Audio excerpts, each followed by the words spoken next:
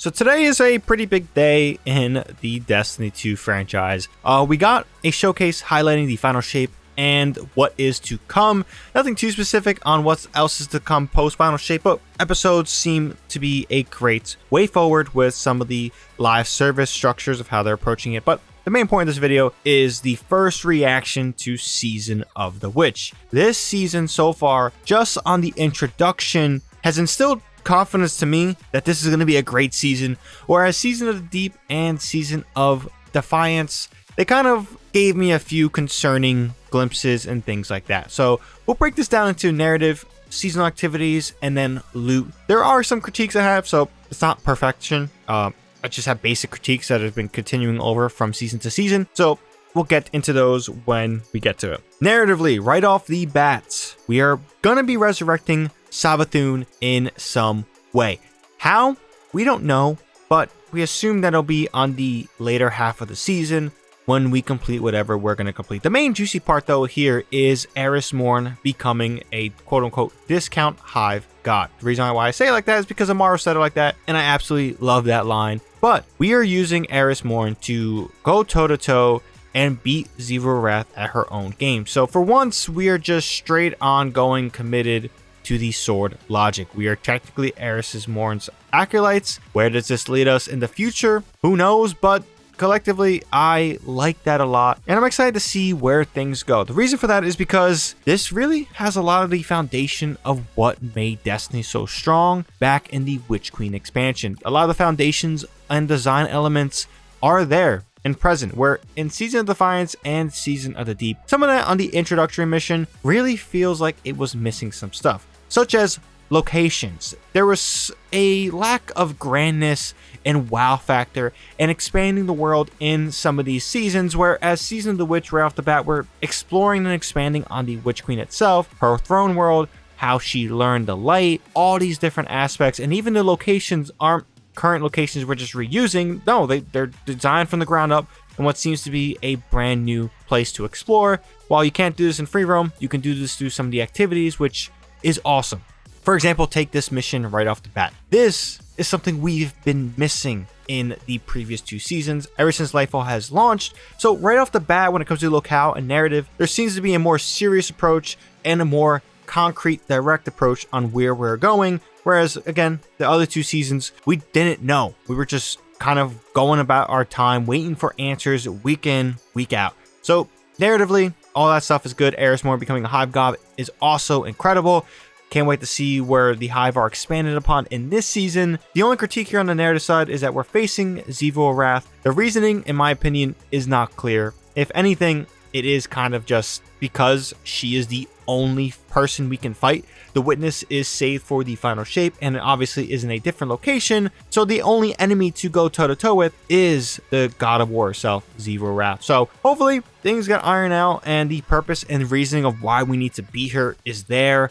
If I've missed something, drop a comment down below. I'll gladly read it and see if, if it makes sense to me. But as of now, Zero Wrath being the main antagonist is kind of getting old. So let's jump into seasonal activities. We touched upon it a little bit, but the foundation of the design of some of these stuff honestly is enticing. Now, the main activity here, Savathun Spire, is incredible. Right off the bat, this has the capabilities of just wowing me to a point where I want to know how elaborate this goes. Now in the showcase, they expanded upon, hey, it could be in and out, it could be a couple hours. Now I don't know if that's true, a couple hours, but there does seem to be a lot of clues and puzzles that can expand this activity further, and it goes into the themes of what the Witch Queen did, which in my opinion is awesome. And expanding on that curiosity factor of the Guardian is something you need to do because it's kind of a cheat code for player engagement and love for what's going on. Now the other activity, Altars of Summoning, is another activity that feels strong. It expands again on what the Witch Queen was, and